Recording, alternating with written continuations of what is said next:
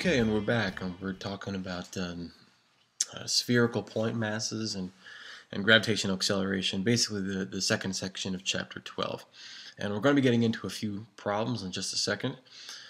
But again, I want to show you where this one equation came from, and I went over it pretty quickly in the last video, but where we're going to be using this equation a lot in the next few problems. G, that is acceleration of gravity for the Earth or for any planet, equals G times capital M divided by R squared. Well, in this case, the capital M is the mass of the planet. And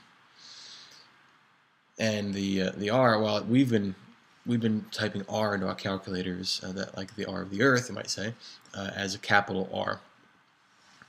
But this R right here may not be simply the radius of that planet. It may be something greater than that if you're above the surface, and I'll show you in just a second.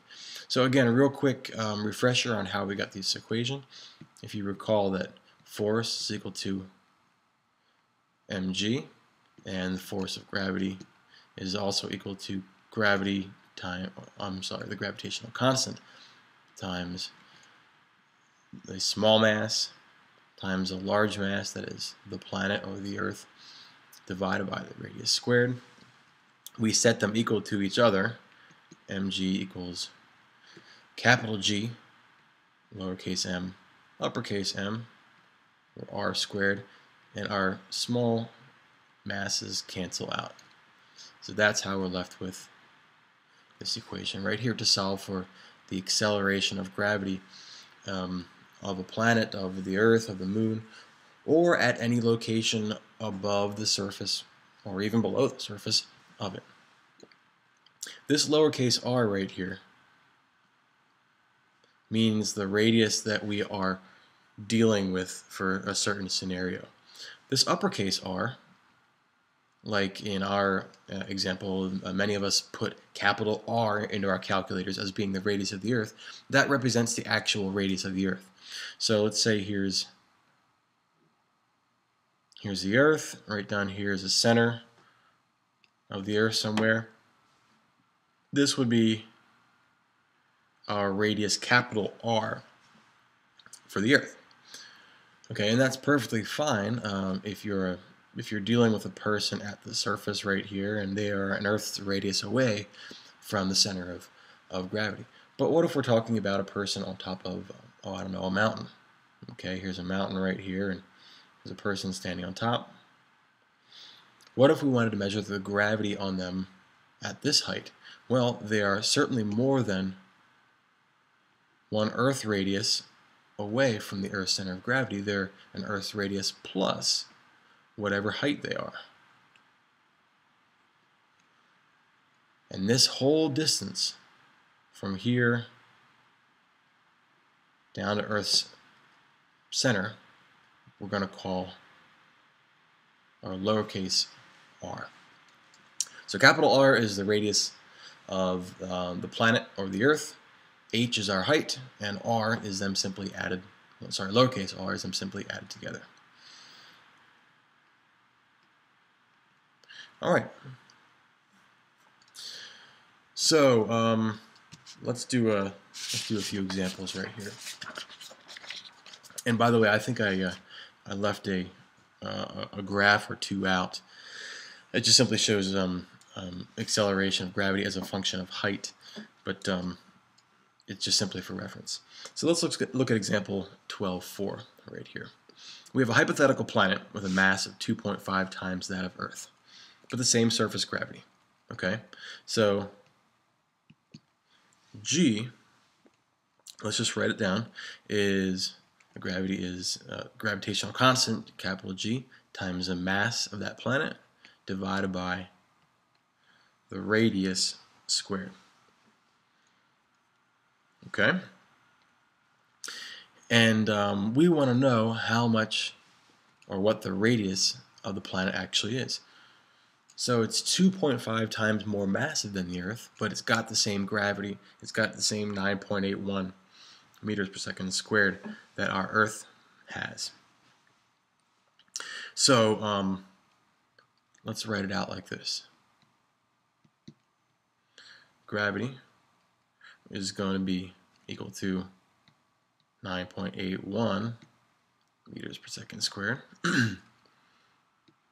which equals G, and I'm not going to write that out because I think we all have that keyed into our calculators, times 2.5 times the mass of the Earth. And I suggested that we use capital E for the mass of the Earth. So you see what I did here? G, and then 2.5 times Earth's mass. Okay, all this is divided by the radius of that planet. And I'll put radius P, radius for the planet, squared. Okay, well, we want to solve for the radius, so let's rearrange it. I'm going to write this in black. The radius squared would come up, acceleration of gravity would come down, so that would be, radius squared would be G times 2.5 E divided by lowercase g. So that's r squared. We can tell then that r is simply going to be the square root of all that. G times 2.5 times Earth's mass, again E stands for Earth's mass, divided by 9.81. Alright? And that is, if we calculate that out, that gives us 1.01 times 10 to the 7th meters. Alright, so that's the actual radius of this hypothetical planet. If it's going to be 2.5 times that of Earth, but have the same surface gravity of Earth, that's what the radius is. Now the question asks, what is this planet's radius in Earth radii? Okay, so if we simply divide by r, and again, if you punched in r in your calculator as being Earth's radius, that'll tell us how many times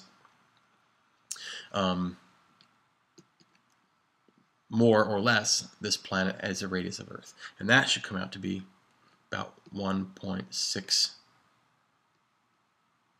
Earth radii. Okay, have a weird box there. There we go. Okay, so that's it. This is us using this equation of gravity, the acceleration of gravity equaling capital G times the mass of the planet divided by the radius squared, whatever the radius happens to be that we care about. Alright, there you go. That's example 12.4. I'll look for you on example 12.5 on the next video. See you then.